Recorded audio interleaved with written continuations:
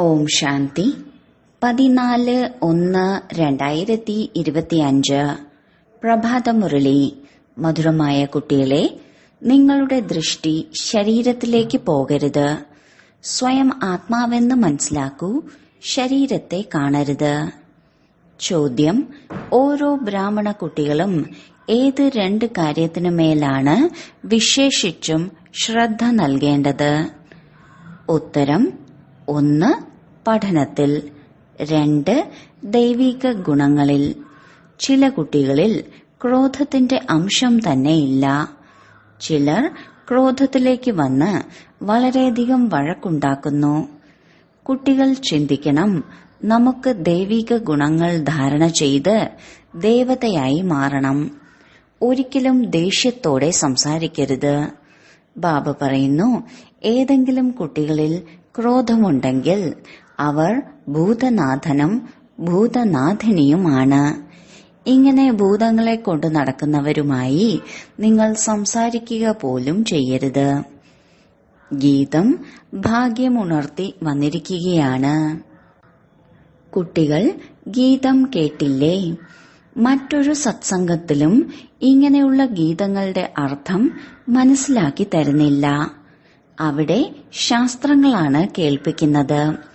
എങ്ങനെയാണോ ഗുരുദ്വാരയിൽ ഗ്രന്ഥത്തിന്റെ 2 വരികൾ എടുത്ത് പിന്നീട് വിസ്തരിച്ച് കഥ കേൾപ്പിച്ചു തരുന്നത്, ഗീതത്തിന്റെ അർത്ഥം മനസ്സിലാക്കി തരിക എന്നതൊന്നും അവിടെയില്ല. ഇപ്പോൾ ബാബ മനസ്സിലാക്കി തരുന്നു, ഈ ഗീതങ്ങളെല്ലാം തന്നെ ഭക്തി മാർഗത്തിലേതാണ്. കുട്ടികൾക്ക് മനസ്സിലാക്കി തന്നിട്ടുണ്ട്, ജ്ഞാനം വേറെയാണ്. ഈ ജ്ഞാനത്തിലൂടെ മാത്രമേ ഒരേ ഒരു നിരാകാരനായ ശിവനുമായി കൂടിക്കാഴ്ച നടത്താൻ സാധിക്കൂ. ഇതിനെയാണ് ആത്മീയ ജ്ഞാനം എന്ന് പറയുന്നത്. ജ്ഞാനം പല പ്രകാരത്തിലുണ്ട്. ഈ പരവതാനി എങ്ങനെയാണ് ഉണ്ടാക്കുന്നത് എന്ന് നിങ്ങളോട് ചോദിച്ചാലോ? ഓരോ കാര്യത്തിനും ജ്ഞാനമുണ്ട്. പക്ഷെ അതെല്ലാം തന്നെ ഭൗതിക കാര്യങ്ങളാണ്. കുട്ടികൾക്കറിയാം, നമ്മൾ ആത്മാക്കളുടെ ആത്മീയ അച്ഛൻ ഒരാളാണ്. പക്ഷെ രൂപം കാണാൻ കഴിയില്ല. ആ നിരാകാരന്റെ ചിത്രവും സാളിഗ്രാമത്തിന് സമാനമാണ്. പരമാത്മാവ് എന്ന് പറയപ്പെടുന്നു. നിരാകാരനുമാണ്. മനുഷ്യനെ പോലുള്ള ആകാരമില്ല. ഓരോ വസ്തുവിനും തീർച്ചയായും ഒരു രൂപമുണ്ടാവും.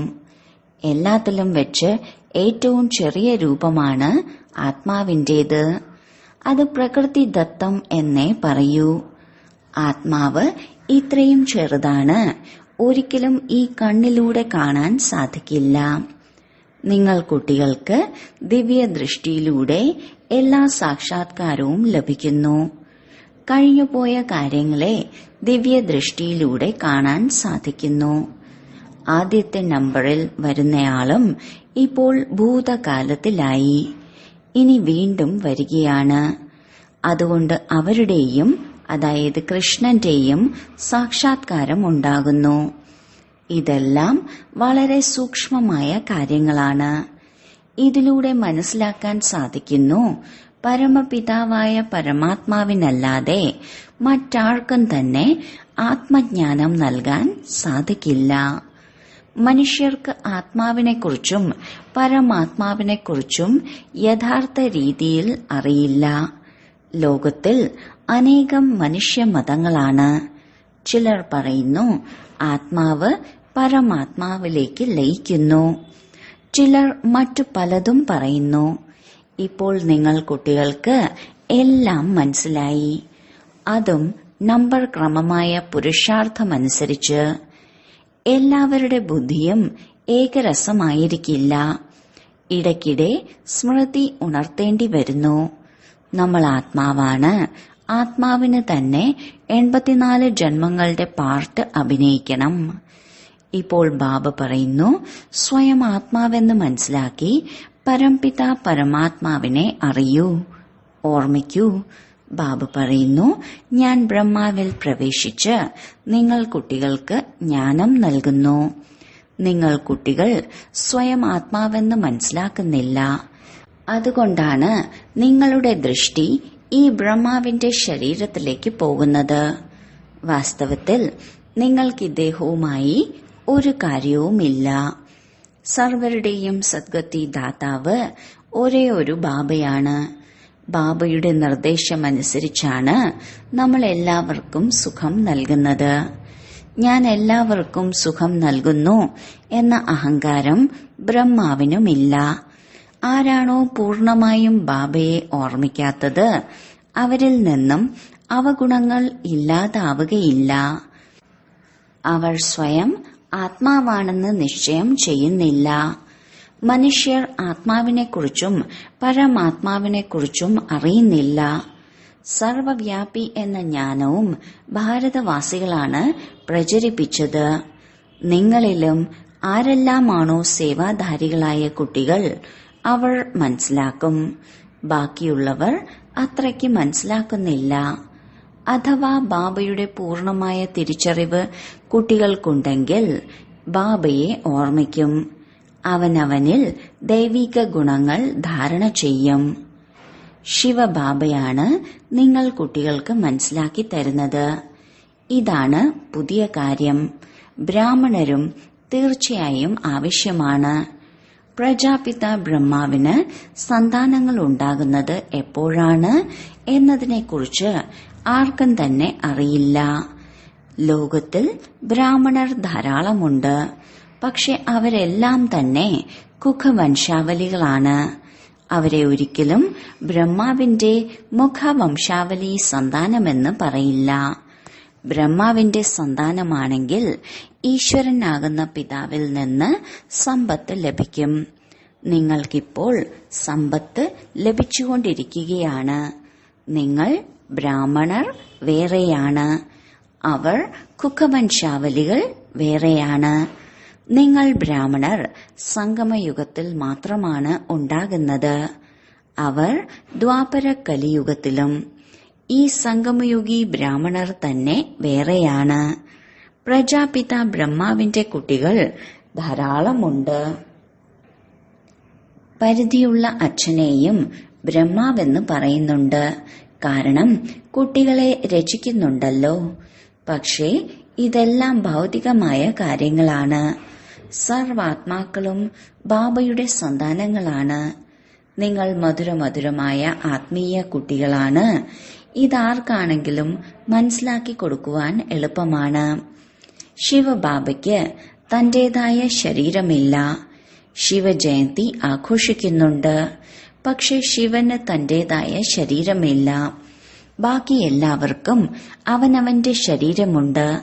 സർവാത്മാക്കൾക്കും അവരവരുടേതായ ശരീരമുണ്ട്. ശരീരത്തിനാണ് പേരുണ്ടാകുന്നത്. പരമാത്മാവിന് തന്റേതായ ശരീരമില്ല. അതുകൊണ്ടാണ് പരമാത്മാവ് എന്ന് പറയുന്നത് തന്നെ. ബാബയുടെ പേര് ശിവൻ എന്നാണ്. ആ പേര് ഒരിക്കലും മാറുകയില്ല. ശരീരം മാറുമ്പോൾ പേരിനും മാറ്റം വരുന്നു. ശിവബാബ പറയുന്നു, ഞാൻ സദാ നിരാകാരനായ പരമാത്മാവാണ്. ഡ്രാമ പ്ലാൻ അനുസരിച്ച് ഇപ്പോൾ ഈ ശരീരം എടുത്തിരിക്കുകയാണ്. സന്യാസിമാരുടെ പേരിനും മറ്റും മാറ്റം വരുത്താറുണ്ട്. ഗുരുവിന്റേതായി തീർന്നെങ്കിൽ പേരിന് മാറ്റം വരുത്തുന്നു. നിങ്ങളുടെ പേരും ആദ്യം മാറ്റാറുണ്ടായിരുന്നു. പക്ഷെ ഏതുവരെ പേര് മാറ്റിക്കൊണ്ടിരിക്കും? അങ്ങനെ മാറ്റിയവർ എത്ര പേരാണ് ഓടിപ്പോയത്? ആ സമയത്ത് ഉണ്ടായിരുന്നവർക്ക് മാത്രം പേര് നൽകി. ഇപ്പോൾ പുതിയ പേര് കൊടുക്കുന്നില്ല. ആരുടെ മേലും അത്ര വിശ്വാസമില്ല. വളരെയധികം പേരെ മായ തോൽപ്പിക്കുമ്പോൾ അവർ ഓടിപ്പോകുന്നു. അതുകൊണ്ടാണ് ആർക്കും ബാബ പേര് കൊടുക്കാത്തത്. ചിലർക്ക് മാത്രം കൊടുക്കുക, ചിലർക്ക് കൊടുക്കാതിരിക്കുക എന്നതും ശരിയല്ലല്ലോ. എല്ലാവരും ബാബ ഞങ്ങൾ അങ്ങയുടേതായി തീർന്നു എന്ന് പറയുന്നുണ്ട്. പക്ഷെ ആരും തന്നെ യഥാർത്ഥ രീതിയിൽ ആകുന്നില്ല. വളരെയധികം പേർക്ക് അവകാശിയായി തീരുന്നതിന്റെ രഹസ്യത്തെക്കുറിച്ച് പോലും അറിയില്ല. ബാബയുമായി മിലനം ചെയ്യാൻ വരുന്നുണ്ടെങ്കിലും അവകാശിയല്ല. വിജയമാലയിലേക്ക് വരാൻ സാധിക്കില്ല. ചില നല്ല നല്ല കുട്ടികൾ കരുതുന്നു ഞങ്ങൾ അവകാശികളാണ്. പക്ഷെ ബാബയ്ക്കറിയാം ഇവർ അവകാശികളല്ല. സ്വയം അവകാശിയാകണമെങ്കിൽ ആദ്യം ഭഗവാനെ തന്റെ അവകാശിയാക്കി മാറ്റേണ്ടതായിട്ടുണ്ട്. ഈ രഹസ്യം മനസ്സിലാക്കി തരുവാനും ബുദ്ധിമുട്ടാണ്. അവകാശി എന്ന് പറയുന്നത് ആരെയാണെന്ന് ബാബ മനസ്സിലാക്കി തരുന്നു. ഭഗവാനെ തന്റെ അവകാശിയാക്കി മാറ്റിയാൽ സമ്പത്തും നൽകേണ്ടതായി വരും. അപ്പോഴാണ് ബാബ അവരെയും തന്റെ അവകാശിയാക്കി മാറ്റുന്നത്. സമ്പത്ത് ബാബയ്ക്ക് നൽകുവാൻ സാധാരണക്കാർക്കല്ലാതെ ധനവാന്മാർക്ക് സാധിക്കില്ല. എത്ര കുറച്ചു പേരുടെയാണ് മാലയുണ്ടാകുന്നത്. ആരെങ്കിലും ബാബയോട് ചോദിക്കുകയാണെങ്കിൽ ബാബയ്ക്ക് നിങ്ങൾ അവകാശിയാണോ അല്ലയോ എന്ന് പറയാൻ കഴിയും. ഈ ബാബയ്ക്കും പറയാൻ കഴിയും. ഇത് ആർക്കും മനസ്സിലാക്കാൻ കഴിയുന്ന സാധാരണ കാര്യമാണ്. അവകാശിയായി മാറുന്നതിനും വളരെയധികം വിവേകം ആവശ്യമാണ്.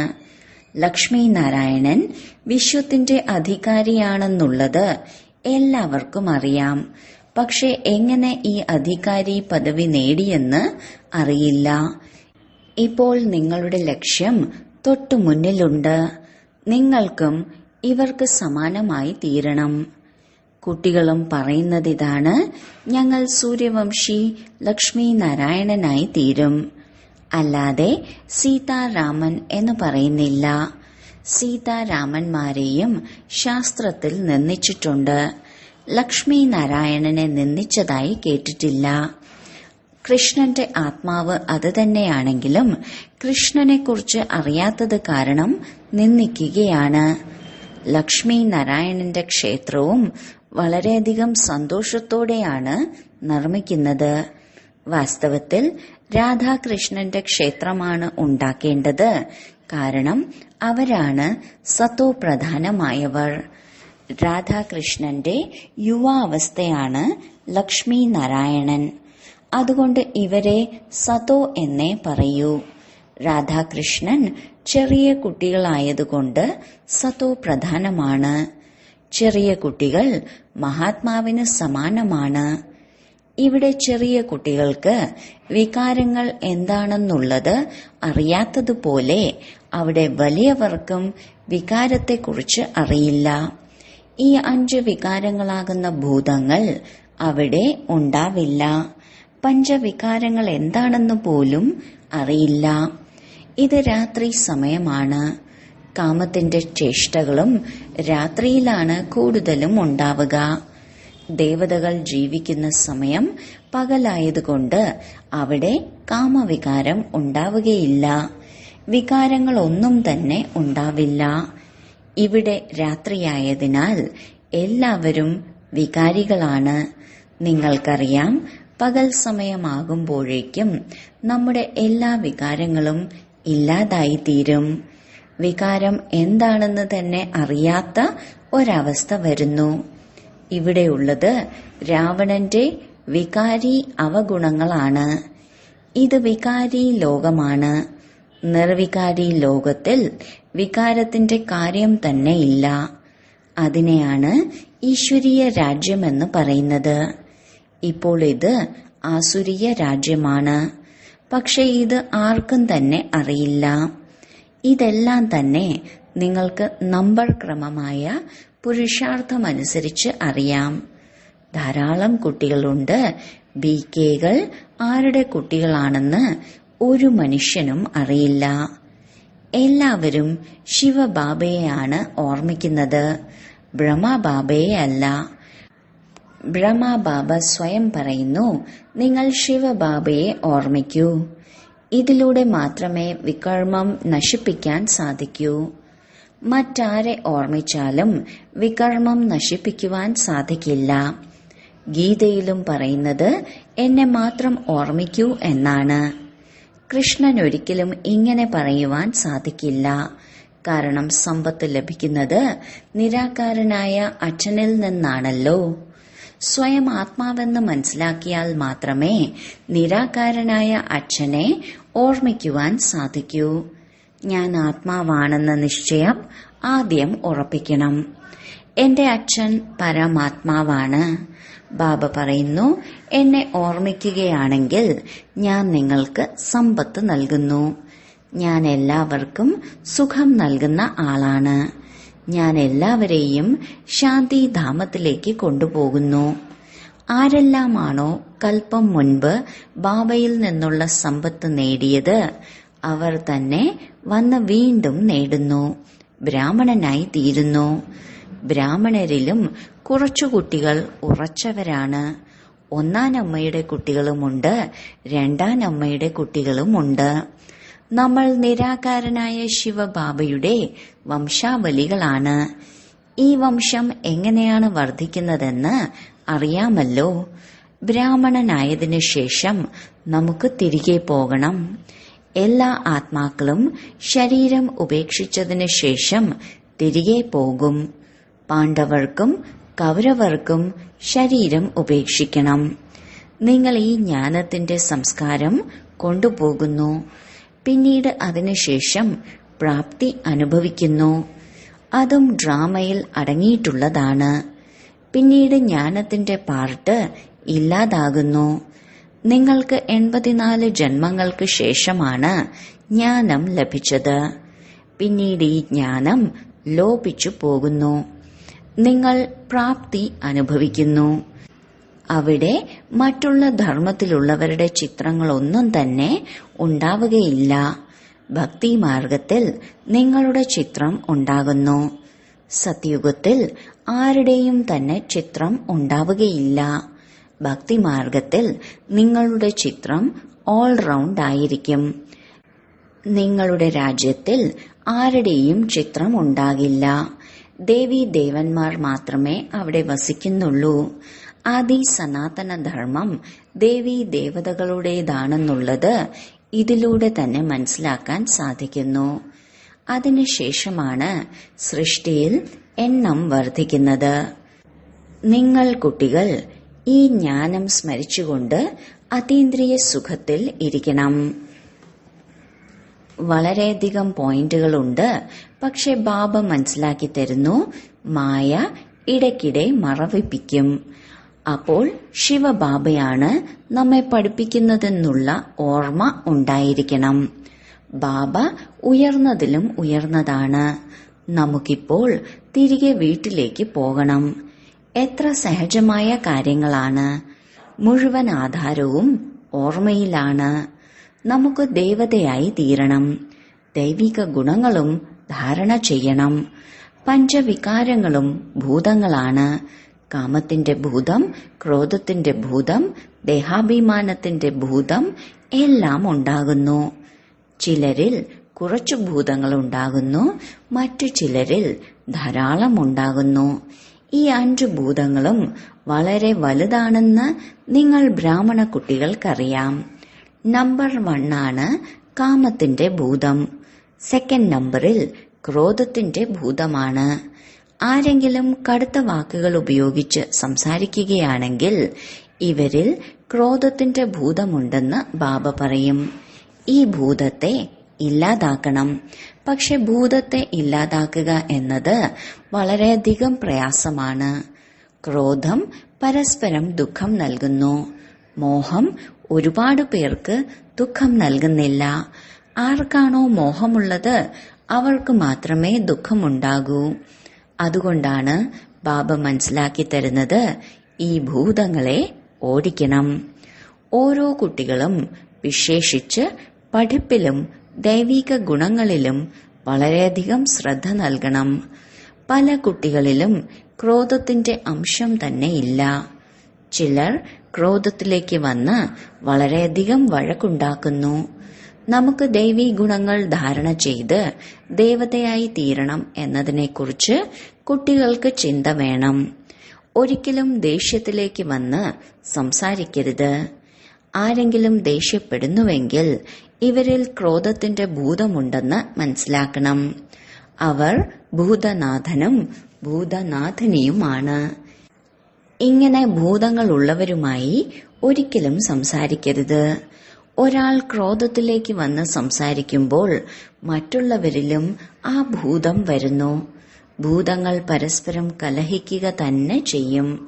ഭൂതനാഥനി എന്നുള്ളത് വളരെ മോശമായ വാക്കാണ്. ഭൂതം പ്രവേശിക്കാതിരിക്കാനാണ് മനുഷ്യർ ചിലരിൽ നിന്ന് അകന്നു നിൽക്കുന്നത്. ഭൂതത്തിന്റെ മുന്നിൽ നിൽക്കാൻ പോലും പാടില്ല. അത് ഉള്ളിൽ കയറിക്കൂടും. ബാബ വന്ന് ആസുരീയ അവഗുണം ഇല്ലാതാക്കി ദൈവിക ഗുണം ധാരണ ചെയ്യിക്കുകയാണ്. ബാബ പറയുകയാണ്, ഞാൻ വന്നിരിക്കുന്നത് തന്നെ ദൈവിക ഗുണങ്ങൾ ധാരണ ചെയ്യിച്ച് ദേവത ആക്കുന്നതിനായിയാണ്. നമ്മൾ ദൈവിക ഗുണങ്ങൾ ധാരണ ചെയ്യുകയാണെന്ന് കുട്ടികൾക്കും അറിയാം. ദേവതകളുടെ ചിത്രവും മുന്നിലുണ്ട്. ബാബ മനസ്സിലാക്കി തരികയാണ്, ക്രോധിക്കുന്നവരിൽ നിന്ന് പൂർണമായും ഒഴിഞ്ഞു മാറണം. അവനവനെ രക്ഷിക്കുന്നതിനുള്ള യുക്തി വേണം. നമ്മളിൽ ഒരിക്കലും ക്രോധം പാടില്ല. ഇല്ലെങ്കിൽ 100 മടങ്ങ് ശിക്ഷകൾ അനുഭവിക്കേണ്ടതായി വരും. ബാബ എത്ര നല്ല രീതിയിലാണ് മനസ്സിലാക്കി തരുന്നത്. ബാബ നമുക്ക് കൽപ്പം മുമ്പത്തേതുപോലെയാണ് പറഞ്ഞു തന്നതെന്നത് കുട്ടികളും മനസ്സിലാക്കുന്നുണ്ട്. പക്ഷെ നമ്പർ ക്രമമായ പുരുഷാർത്ഥമനുസരിച്ചാണ് മനസ്സിലാക്കുന്നത്. സ്വയം തന്റെ മേലും ദയ കാണിക്കണം, മറ്റുള്ളവരുടെ മേലും ദയ കാണിക്കണം. ചിലർ തന്റെ മേൽ ദയ കാണിക്കാതെ മറ്റുള്ളവരുടെ മേൽ മാത്രം ദയ കാണിക്കുമ്പോൾ മറ്റുള്ളവർ ഉയരുകയും സ്വയം അതുപോലെ തന്നെ ഇരിക്കുകയും ചെയ്യുന്നു. സ്വയം വികാരങ്ങൾക്ക് മേൽ വിജയം പ്രാപ്തമാക്കുന്നില്ല. മറ്റുള്ളവർക്ക് മനസ്സിലാക്കി കൊടുക്കുമ്പോൾ അവരതിൽ വിജയം പ്രാപിക്കുന്നു. ഇങ്ങനെയുള്ള അത്ഭുതങ്ങളും സംഭവിക്കുന്നുണ്ട്. ശരി, വളരെ കാലത്തെ വേർപാടിനു ശേഷം തിരിച്ചു കിട്ടിയ മധുരമധുരമായ സന്താനങ്ങൾക്ക് മാതാവും പിതാവുമായ ബാബ്ദാദയുടെ സ്നേഹസ്മരണയും പുലർക്കാല വന്ദനവും. ആത്മീയ പിതാവിന്റെ ആത്മീയ കുട്ടികൾക്ക് നമസ്കാരം. ധാരണയ്ക്കുള്ള മുഖ്യസാരം: 1. ജ്ഞാനം സ്മരിച്ച് അതീന്ദ്രിയ സുഖത്തിലിരിക്കണം. ആരോടും പരക്കനായ രീതിയിൽ സംസാരിക്കരുത്. ആരെങ്കിലും ദേഷ്യത്തോടെ സംസാരിക്കുകയാണെങ്കിൽ അവരിൽ നിന്നും അകന്നിരിക്കണം. 2. ഭഗവാന്റെ അവകാശിയാകുന്നതിനായി ആദ്യം ഭഗവാനെ തന്റെ അവകാശിയാക്കി മാറ്റണം. വിവേകശാലികളായി തീർന്ന് തന്റെ സർവ്വതും ബാബയ്ക്ക് സമർപ്പിച്ച് മമത്വം ഇല്ലാതാക്കണം. തന്റെ മേൽ താൻ തന്നെ ദയ കാണിക്കണം. വരദാനം: സാക്ഷി അവസ്ഥയിൽ സ്ഥിതി ചെയ്തുകൊണ്ട് ശ്രേഷ്ഠമായ സ്ഥിതിയിലൂടെ സർവാത്മാക്കൾക്കും സകാശ് നൽകിക്കൊണ്ടിരിക്കുന്ന ബാബയ്ക്ക് സമാനമായ അവ്യക്ത ഫരിഷ്തയായി ഭവിക്കട്ടെ. നടക്കുമ്പോഴും ചുറ്റിക്കറങ്ങുമ്പോഴും സ്വയത്തെ നിരാകാരി ആത്മാവെന്നും കർമ്മങ്ങൾ ചെയ്യുമ്പോൾ അവ്യക്ത ഫരിഷ്തയെന്നും മനസ്സിലാക്കുകയാണെങ്കിൽ വർദ്ധിച്ച സന്തോഷമുണ്ടാകും. ഫരിഷ്ത എന്നാൽ ഉയർന്ന അവസ്ഥയിൽ സ്ഥിതി ചെയ്യുന്നവർ എന്നാണ് അർത്ഥം. ഈ ദേഹത്തിന്റെ ലോകത്ത് എന്തു തന്നെ നടക്കുകയാണെങ്കിലും സാക്ഷി സ്ഥിതിയിൽ ഇരുന്നുകൊണ്ട് എല്ലാ പാർട്ടുകളും നോക്കിക്കാണുകയും സകാശ് നൽകുകയും ചെയ്തുകൊണ്ടിരിക്കൂ. സീറ്റിൽ നിന്നും ഇറങ്ങിയാൽ സകാശ് നൽകാൻ കഴിയില്ല. ശ്രേഷ്ഠമായ അവസ്ഥയിൽ സ്ഥിതി ചെയ്തുകൊണ്ട് വൃത്തിയിലൂടെയും ദൃഷ്ടിയിലൂടെയും സഹയോഗത്തിന്റെയും മംഗളത്തിന്റെയും സകാശ് നൽകിക്കൊണ്ടിരിക്കൂ. സങ്കല്പങ്ങൾ മിക്സ് ആവരുത്. അപ്പോൾ മാത്രമേ ഏത് പ്രകാരത്തിലുമുള്ള വായുമണ്ഡലത്തിലും സുരക്ഷിതരായി ഇരുന്നുകൊണ്ട് ബാബയ്ക്ക് സമാനം അവ്യക്ത ഫരിഷ്ത ഭവ എന്ന വരദാനത്തിന് അർഹരാകുകയുള്ളൂ. സ്ലോഗൻ: ഓർമ്മയുടെ ബലത്തിലൂടെ ദുഃഖത്തെ സുഖത്തിലേക്കും അശാന്തിയെ ശാന്തിയിലേക്കും പരിവർത്തനം ചെയ്യൂ. തന്റെ ശക്തിശാലിയായ മനസ്സിലൂടെ സകാശ് നൽകുന്ന സേവനം ചെയ്യൂ. എവിടെയാണെങ്കിലും തന്റെ ശുഭഭാവന ശ്രേഷ്ഠ കാമന, ശ്രേഷ്ഠ വൃത്തി, ശ്രേഷ്ഠ വൈബ്രേഷൻ എന്നിവയിലൂടെ അനേകം ആത്മാക്കളുടെ സേവനം ചെയ്യാൻ കഴിയും. ലൈറ്റ് ഹൌസ് മൈറ്റ് ഹൌസ് ആയി മാറുക എന്നതാണ് ഇതിനുള്ള വിധി. ഇതിൽ സ്ഥൂലമായ സാധനങ്ങളുടെയോ ചാൻസിന്റെയോ സമയത്തിന്റെയോ കാര്യമില്ല. ലൈറ്റിലും മൈറ്റിലും സമ്പന്നമായി മാറേണ്ട ആവശ്യം മാത്രമേ ഉള്ളൂ. ഓം ശാന്തി.